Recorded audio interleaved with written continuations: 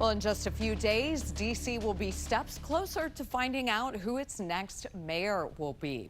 And this is the first time the seat has been open in just over a decade. Just 7 months ago, Mayor Muriel Bowser announced that she was not seeking re-election at the end of her term. Now, there are 7 candidates: Janice Lewis-George, Kenyon McDuffie, Vincent Orange, Hope Solomon, Ernest E. Johnson, Gary Goodweather, and Rini Sampath. Because there are so many, we're bringing them to you in 2 parts. Our Washington, D.C. reporter Felicia Ashley sat down with all of the candidates in one of the spiciest local elections D.C. has seen in years. That's right. It has been quite spicy. As you mentioned, I asked each of the candidates all the same questions about affordability, where they stand with their relationship with the president, the budget, what they plan to do when it comes to juvenile crime. If elected, what would their first orders be? Would they keep the current interim MPD police chief? And why, out of all the 7 candidates, they should be picked to lead Washington, D.C. Starting with Vincent Orange, a former 8-year council member for Ward 5.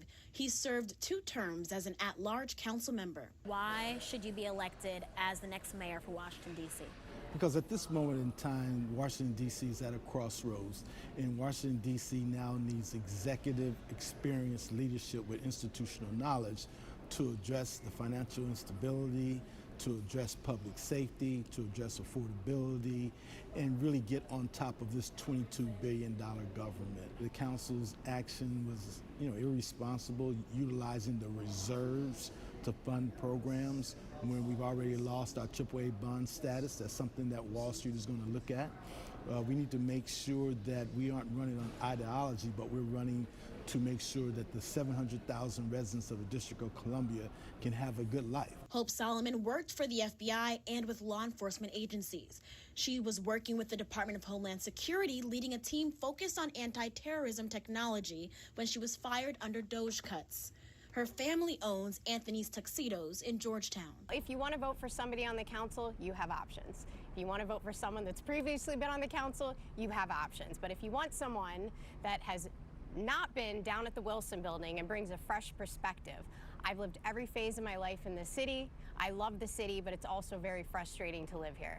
So I've experienced affordability issues with being fired by this administration and all the frustrations that go into running a small business. And we need somebody in there that understands what it's like to struggle. Ernest E. Johnson is a retired real estate investor and longtime community organizer. He managed Marion Barry's first mayoral campaign and is currently the chairman of the Friends of the Frank Reeves Center. My 2 opponents have been in government for nearly 25 years. They have no solutions and no community credibility. We just do not have 4 more years to waste with people who are already in the pocket of lobbyists, developers, and special interests. Gary Goodweather served in the United States Army with the rank of captain. He says his military service has taught him how to lead under pressure. He is currently a business executive with his own real estate and development firm. D.C. continues to retread the same old ideas over and over again. I have better ones. I have 30 years of executive experience to execute on it. I'm a former Army officer. I was a captain in the Army, and I've spent 30 years in business here, building in the city, working with all levels of D.C. government. And we have not elected leaders that really think about our entire city and how policy really affects the city as a whole. And I want to serve. I want to serve people. Rini Sampath is a federal contractor with a focus on public service. She says what makes her right for right now is that she's not a politician. The first thing that I have been leading with is that my hands are completely clean. I have no special interest groups backing me, no PAC money, and it's time for a new generation of leadership in Washington, D.C., because the council members that we have completely failed us. It takes 13 months on average to fill 1 affordable housing unit in Washington, D.C. A member of my community died of cardiac arrest because 911 coded his call incorrectly, and the folks that we have in office just lack the creativity, the administrative and operational expertise to get the work done, and we need someone new.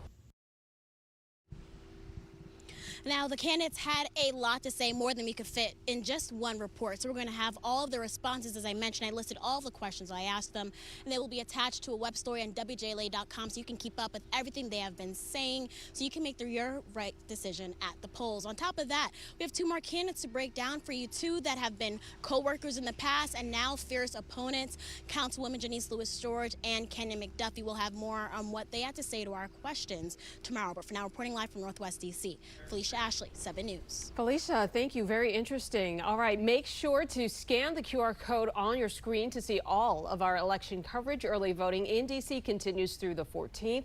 And you can also drop off your ballot anytime at ballot drop boxes located in all 8 wards of the city. Then Election Day, it is June 16th. You can find polling information and candidate profiles on our website, WJLA.com.